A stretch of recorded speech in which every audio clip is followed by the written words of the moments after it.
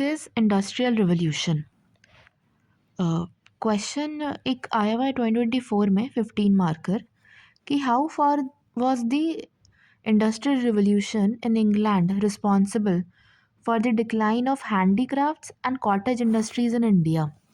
ये यूपीएससी का क्वेश्चन है। इसको देखने से पहले एक बार थोड़ा हम बेसिक देखते हैं कि इंडस्ट्रियल रिवॉल्यूशन का इम्पैक्ट क्या है।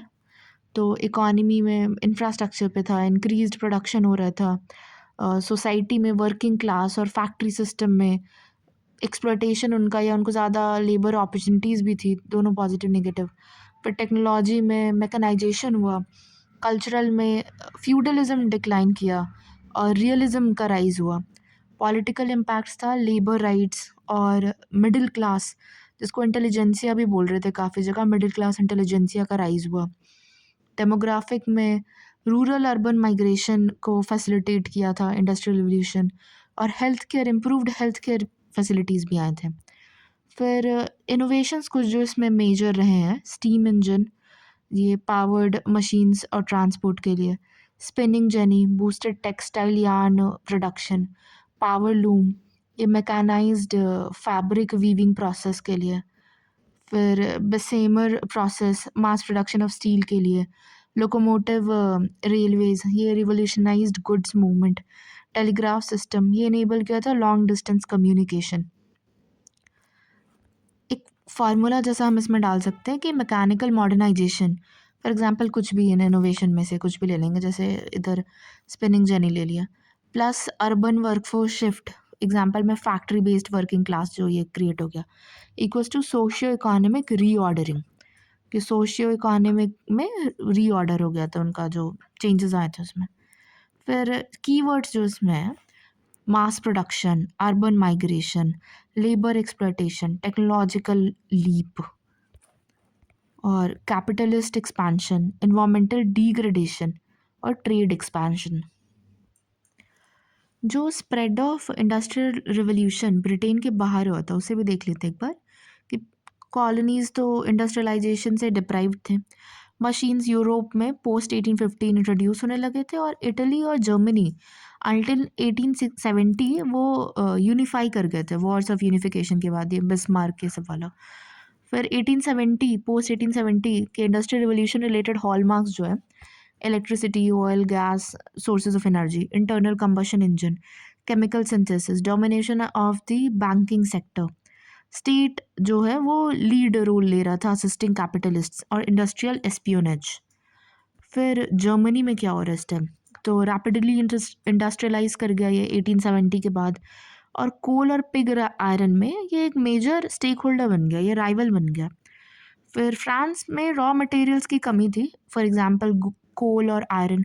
इसमें जर्मनी में जैसे रूर है ना, एक प्लेस है, झारखंड को जैसे रूर ऑफ इंडिया भी बोलते हैं, RUHR, तो वो कोल, पिग आयरन, ये सब में नेचुरल रिसोर्स उधर बहुत मिलता है, बट ये रॉ मटेरियल्स फ्रांस में लैकिंग थे।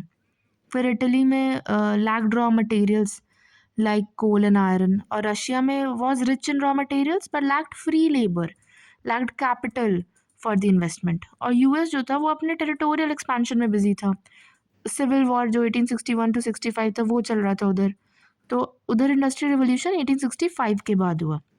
और जापान में जब मेजी रिस्टोरेशन हो गया 1868 के बाद, तो ये फर्स्ट एशियन कंट्री है, मतलब ईस्ट में एक कंट्री है जहाँ इंडस्ट्रियल रिवॉल्यूशन हो गया, और ये वेस्ट डोमिनेंट जो उस टाइम सिस्टम था उसमें एक शॉक की तरह आया। फिर जो थर्ड इंडस्ट्रियल रिवॉल्यूशन है 1969 के बाद से, उनके हॉलमार्क है civil nuclear energy, rise of electronics, computers, telecommunication, inventions जैसे प्रोग्रामेबल लॉजिक कंट्रोलर्स और रोबोट्स। और जो फोर्थ इंडस्ट्रियल रिवॉल्यूशन है ऑन गोइंग, इसका hallmark internet application, IoT, artificial intelligence, machine learning, ये सब है। तो प्राइम मिनिस्टर मोदी का स्टेटमेंट है इसमें कि India may have missed being a part of earlier industrial revolution, it has the potential and is moving towards leading the fourth industrial revolution. इसमें emphasize किया गया इंडिया के पास ये यूनिक पोजीशन है because of its demography, demand and decisive governance. Okay, let's come back to that question which was asked in 2024 कि how far Was the Industrial Revolution in England responsible for the decline of handicrafts and cottage industries in India? तो इसका introduction पहले देखते हैं। इधर mention किया है कि 25% जो ग्लोबल टेक्सटाइल ट्रेड था वो इंडिया कर रहा था कॉलोनियल रूल के पहले, लेकिन इंग्लैंड के इंडस्ट्रियल रिवॉल्यूशन के बाद ये जो मैकेनाइजेशन हुआ इसने डिवास्टेट करके रख दिया इंडियन हैंडीक्राफ्ट्स को, transforming India into a raw material colony. इधर एक डायग्राम है, इधर एक मैप बना हुआ है इंडिया का, और इसमें जो मेजर हैंडीक्राफ्ट इंडस्ट्रीज़ के सेंटर्स है वो दिखाया है, जैसे ढाका का muslin, Assam north east side में बैम्बू क्राफ्ट्स, ये कांचीपुरम सिल्क साड़ी साउथ में, कोल्हापुरी चप्पल्स और पश्मीना शॉल्स कश्मीरी एरिया में। तो role of industrial revolution in decline of handicrafts and cottage industries. First point is machine made goods. तो ये जो लैंकाशायर कॉटन था इसने बंगाल मसलिन को रिप्लेस कर दिया, मास प्रोडक्शन टेक्सटाइल आ गया, वो इंडियन हैंडलूम प्रोडक्ट को अंडरकट करने लगे। फिर रेलवेज और ट्रांसपोर्ट रिवोल्यूशन भी हुआ, इसने मास पेनिट्रेशन और British goods into Indian hinterland को इनेबल कर दिया। ये तो किया ही, ऊपर से जो रॉ मटेरियल्स था जो इंडिया में इजीली अवेलेबल था वो इजीली ब्रिटिश फैक्ट्रीज तक पहुंच जाए, उसमें भी ये रेलवेज और ट्रांसपोर्टेशन ने रोल निभाया था। फिर टैरिफ बैरियर्स ब्रिटेन में, कि इंग्लैंड में हाई इम्पोर्ट ड्यूटी था जबकि British clothes entered India duty free. फिर collapse of urban craft centres, ये जो इंडस्ट्रियल गुड्स था ये लोकलाइज क्राफ्ट इकोनॉमीज़ को डिस्ट्रॉय कर दिए, जैसे मुर्शिदाबाद सिल्क वो डिस्ट्रॉय हो गया, वो सिटी जो बहुत प्रॉस्पर कर सकता था। फिर एक्सपोर्ट मार्केट्स का भी लॉस हुआ, क्योंकि जो रूट्स थे ग्लोबल ट्रेड रूट्स, जैसे इंडियन टेक्सटाइल्स एंशियंट हिस्ट्री से ही हम देख रहे थे ना कि Africa, middle east, south east Asia यहाँ पे जा रहे हो, या स्पाइसेस का ही ट्रेड जो रोम ये सब साइड हो रहा है मिडल ईस्ट में, तो वो एक तरह से ब्रेक कर दिया गया, क्योंकि जो ग्लोबल ट्रेड रूट्स था वो ब्रिटेन ने कैप्चर कर लिया। फिर ब्रिटिश कैपिटलिस्ट मोनोपोली, इसके राइज होने से जो इंडियन क्राफ्ट्स थे वो सप्रेस हो गए deliberately to secure monopoly for British industry, जैसे बंगाल वीवर्स का कोर्शन। फिर जो अदर फैक्टर्स है डिक्लाइन के, वो अब एक तो पॉलिटिकल डिसरप्शंस, जो मुगल है वो कोलैप्स कर गए, तो जो रॉयल पैट्रोनेज मिल रहा था ना, रीजनल कोर्ट्स था, वो भी चला गया। फॉर एग्जांपल लखनऊ में जो नवाब्स थे वो नहीं रहे, तो फिर चिकनकारी नहीं फ्लॉरिश कर रहा है। वैसे ही पटना कलम पेंटिंग्स जो थे, या और भी पेंटिंग्स जो बिहार साइड में हो रहे थे, वो भी कोलैप्स कर गया कि वो रॉयल पैट्रोनेज पे अगर चल रहे थे। फिर चेंजिंग कंज्यूमर प्रेफरेंस, अर्बन एलाइट्स और ऑफिशियल्स थे वो शिफ्ट कर गए वेस्टर्न स्टाइल्स में, मैनचेस्टर कॉटन प्रिंट्स ये सब वो लोग अडॉप्ट करने लगे। फिर कैपिटल और technological innovation, manual looms use कर रहे थे डक्का मुस्लिम वीवर्स, तो वो कम्पीट नहीं कर पाए, टेक्नोलॉजी उनकी उनके पास उतना कैपिटल नहीं था, टेक्नोलॉजी नहीं था कि वो कम्पीट कर पाते ब्रिटिश के गुड्स से। फिर famines and poverty, frequent famines आते थे, इनसे डोमेस्टिक लग्जरी डिमांड बने वही नहीं हो पा रहा था। मतलब कितनी भयानक फ़ोटोज़ हैं बंगाल फेमाइन के भी, या फिर मद्रास फेमाइन की भी, कि एकदम स्केलेटन जैसे दिखने वाले कोई मेल अपनी फैमिली के लिए खड़े हैं, ऐसे मिल जाएंगे, बहुत सारे फ़ोटोज़ रहते हैं। इम्प्लीकेशन ऑफ द डिक्लाइन, तो collapse of traditional skills, Bengal muslin था वो नियरली एक्सटिंक्ट हो गया। Rise of poverty and unemployment. फिर regional impact, textile hubs of Dhaka, Surat ये डिक्लाइन कर गए। और nationalist response, swadeshi movement, revived khadi and handicrafts. फिर industrial revolution in England was the prime driver of India's deindustrialization, compounded by colonial policies but sparking national revival later. तो इसने बहुत सही से कंक्लूड किया है कि जो प्राइम ड्राइवर था इंडिया का डीइंडस्ट्रियलाइजेशन का और कॉलोनियल पॉलिसीज़ के साथ कंपाउंड ही जो किया था वो इंडस्ट्रियल रिवोल्यूशन इन इंग्लैंड ही था, और इससे ही जो नेशनलिस्ट रिवाइवल है वो एक तरह से स्पार्क भी किया इसने। फिर अब दो क्वेश्चंस है जो उत्तर प्रदेश में आया हुआ है। तो फर्स्ट क्वेश्चन हम देखते हैं जो यूपी पीसीएस का मेंस का पीवाईक्यू है। कि पहले तो यही क्वेश्चन जो इससे सेम ब्रिटिश वाले से रिलेटेड है वो देख लेते हैं कि critically examine the effect of British industrial revolution on India's economic life. ये ऑलमोस्ट सिमिलर ही है क्वेश्चन, ये 2021 में शायद आया था और फिर वो यूपीएससी नहीं 2019 में आया हुआ है और फिर 2024 यूपीएससी में भी ऑलमोस्ट सिमिलर लाइन पे क्वेश्चन है।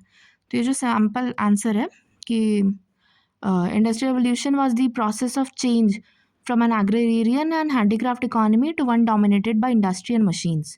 तो ये transition to new manufacturing process in Great Britain during 1760s। At that time first stepping stone था ये मॉडर्न इकोनॉमिक ग्रोथ में। जो फिनिश्ड प्रोडक्ट है फैक्ट्रीज से वो सप्लाई हो रहे थे ओवरसाइज कॉलोनीज़ में इंक्लूडिंग इंडिया, और ब्रिटिशर्स के लिए इंडियन मार्केट था वो बेस्ट अपॉर्चुनिटी था, और इंडिया एक मियर एक्सपोर्टर और रॉ मटेरियल बन के रह गया टू ब्रिटेन। इंडियन मार्केट्स को फ्लड कर दिया गया ब्रिटिश के मैन्युफैक्चर्ड चीप गुड्स से। उसका इम्पैक्ट क्या रहा? तो पहले तो Indian products fail to compete, automation था, टेक्नोलॉजी थी उधर, मैकेनाइजेशन था, तो वो कम्पीट ही नहीं कर पाए। इनफैक्ट जो ये हमने पीछे देखा था कि हेवी ड्यूटी स्ट्रक्चर जो इंडियन प्रोडक्ट्स पे लगे थे, बट वर्चुअली ड्यूटी फ्री थे जो ब्रिटिश गुड्स इंडिया के मार्केट में एंटर कर रहे थे। फिर second point is local traders जो थे वो बैडली शॉक्ड थे, they were force to leave their job और they started losing their livelihood options. Third point is gradually tariff made the Indian products expensive. हाँ यही हो गया, डिस्करेज कर रहा था ये from the market, severe discourage था ये। और ब्रिटिश फैक्ट्रीज वे earlier dominated by Indian slaves और workers, but with advent of age of industrialisation led to loss of jobs. फिर British policy was very exploitative in nature and वे are only serving the interest of Britain. एक उनकी थी ना west is always best वाली theory, तो वो अपने इंडिया के ट्रेडिशनल या ancient handy culture handicraft industry कोई भी आर्ट को उतना तवज्जो नहीं देते थे। फिर इसको कंक्लूड किया है इन्होंने कि industrial revolution in Britain opened a new black chapter for Indian merchants and local artisans and it led to faster drain of wealth from India. ये काफ़ी अच्छे कीवर्ड्स हैं कि एक न्यू ब्लैक चैप्टर था और ये ड्रेन ऑफ वेल्थ जो है वो faster drain of wealth for India कर दिया। तो चलो अब नेक्स्ट क्वेश्चन देखते हैं। नेक्स्ट क्वेश्चन इज़ कि जो इंडस्ट्रियल रिवोल्यूशन है वो टेक्नोलॉजिकल रिवोल्यूशन मात्र नहीं है, वो एक सोशियो इकोनॉमिक रिवोल्यूशन भी है, और द वे पीपल लिव्ड उसे उसने चेंज किया है। Industrial revolution was not only a technological revolution but also a socio economic revolution that change the way people lived. Comment. तो आंसर मैंने उन्हें पहले दिया है कि इंडस्ट्रियल रिवोल्यूशन को डिस्क्राइब कर दिया है, started firstly in west world during mid 18th century, और ये new age in production system था। New industry started emerging with advancements in science and technology. These centers of growth started attracting more and more people towards it, leading to compact settlement. IR has also bearing effect on socio-economic fronts. इसके बाद इन्होंने दो सब headings में किया है, social changes और economic changes. Social में कि heterogeneous society at work place, cosmopolitan थोड़ा हो गया, जॉइंट फैमिलीज वो न्यूक्लियर वंस बन गए, culture, synthesis of culture, social revolution, class conflict started, demand of factory laws, social security के लिए डिमांड आने लगे, फिर more open society, local tradition और कल्चर का डिल्यूशन हुआ, production started reaching to backward areas, और स्लम डेवलपमेंट, पॉपुलेशन एक्सप्लोजन। फिर इकोनॉमिक चेंजेस में है कि factor of production increase, global trade started, emergence of new markets, colonies, auxiliary industries developed, banking system, credit mobilization started, per capita income increased, और global GDP भी increase किया, robust global chain supply. फिर socialistic view emerged leading to demand of formalization of jobs, increase social security net, और labour union जैसे event, strikes, protest वो भी start हो गए, leading to democratisation of mixed culture started emerging with increase in per capita income. Few people upgraded their lifestyle, but most poor settled in slums. तो ये एक balance opinion, मतलब फिर भी ट्रू पिक्चर ड्रॉ करने की कोशिश कर रही है कि हाँ अपग्रेडेशन हुआ था, कुछ लोग का स्टैंडर्ड ऑफ लिविंग बढ़ा होगा, but most of the people were labourers, specially in case of India, specially for the colonies, वो जो इंडस्ट्रियल रिवोल्यूशन जिन वेस्ट कंट्रीज़ में हो रहा है वहाँ फ़ायदा हुआ होगा, but for us most of us were poor who settled at slums.